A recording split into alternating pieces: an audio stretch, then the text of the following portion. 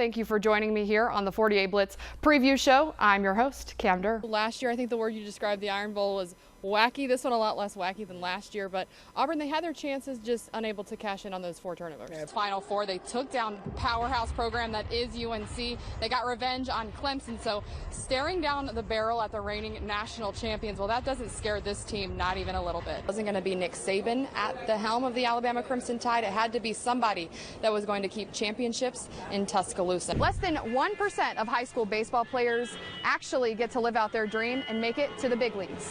But this rookie turned heads of MLB recruiters early and continues to make a name for himself, one start at a time. His name is Caden Dana. And went away. It was a hard-fought battle. I'm joined here with head coach Stuart Steffen, the victorious coach in this game. Coach, that game was a grind. They take the lead in the second period. What was your message between periods there heading into the third? It's one of the oldest high school football teams here in the Valley, but it's been decades since a winning season has touched down in Lawrence County. And 3 state championships are coming home to the Valley, but college hoops is only getting started, guys. March is here. Here's what's left of the confetti here at Bridgestone Arena after the Auburn Tigers had an absolutely dominating performance. Guys, we all remember last season's team just fell 1 game shy of the President's Cup Finals and left this team hungry for a return ever since.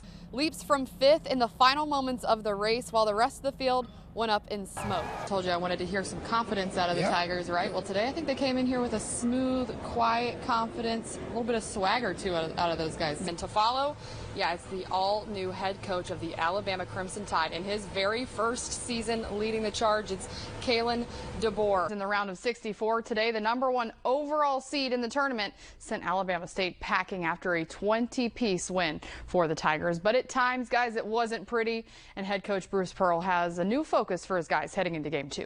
New first-year head coach and a whole lot of young guys on the team, but for you guys to be playing the way that you are here at the end of the season, what do you think that says about the growth of this team? Both sides of the football shined, but was quickly overshadowed by the same mistakes that has cost Auburn. As both teams come in tonight looking to remain front runners in the region, but also protect that shiny, perfect record. A battle of wits, you know, with between the pitcher and the batter, but what is it that you love about pitching? You hit the spot. It's absolutely mental. What a senior season it's been for Alabama guard Mark Sears. He's averaged over 20 points per game all season long, and he's found another gear here in the NCAA tournament, averaging nearly 25 points per game. He led the Tide to their first ever Final Four appearance in program history, but a stat line like that doesn't happen by chance. This took hours and hours in the gym, putting up thousands of shots in the place where it all began.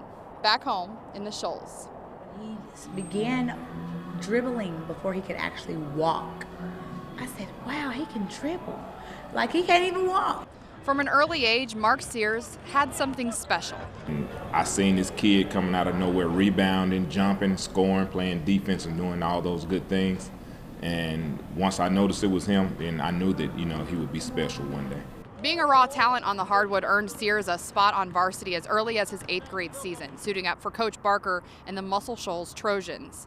But aside from the talent that he brought to the court, there was something else about Mark Sears that set him apart. The biggest thing is his work ethic. You know, he spent as much or more time than anybody we've had in the gym, and not just the couple of hours a day that we practice or that we require him to be here, but on his own. But despite being a 5-year varsity player, Mark's list of possible landing spots out of college wasn't a lengthy one, but he did find a home with the Ohio Bobcats. And then a new opportunity came, one from the transfer portal. When Alabama called, it was over.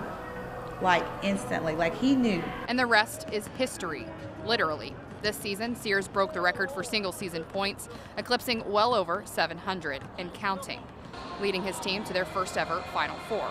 A defining moment this weekend for the man from Muscle Shoals. A voice to silence the doubt and the naysayers.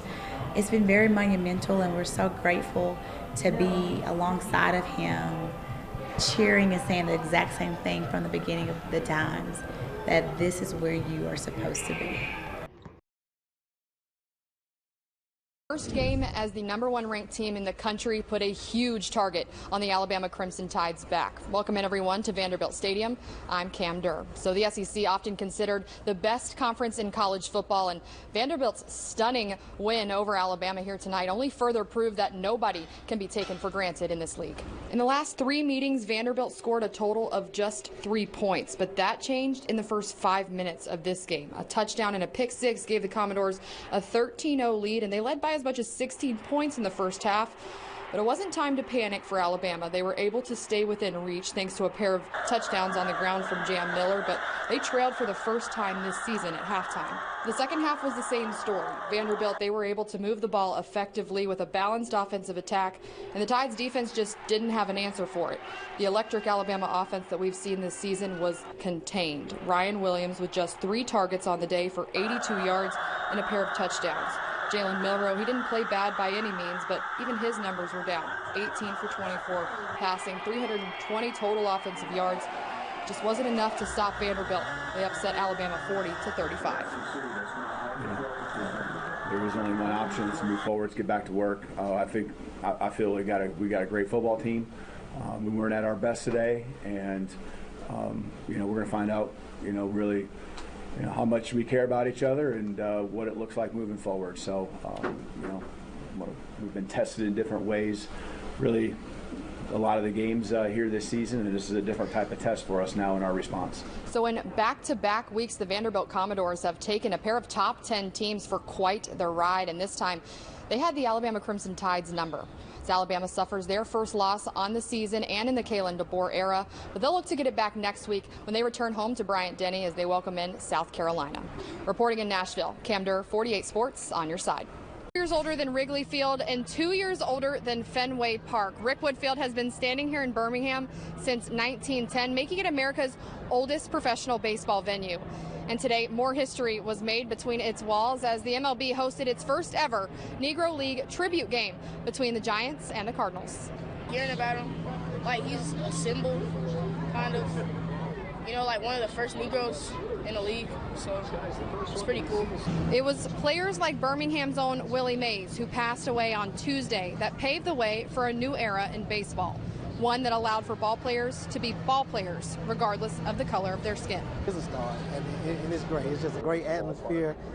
Major League Baseball and the city of Birmingham and the Friends of Rickwood have put on a great venue today. One-of-a-kind type of place to play.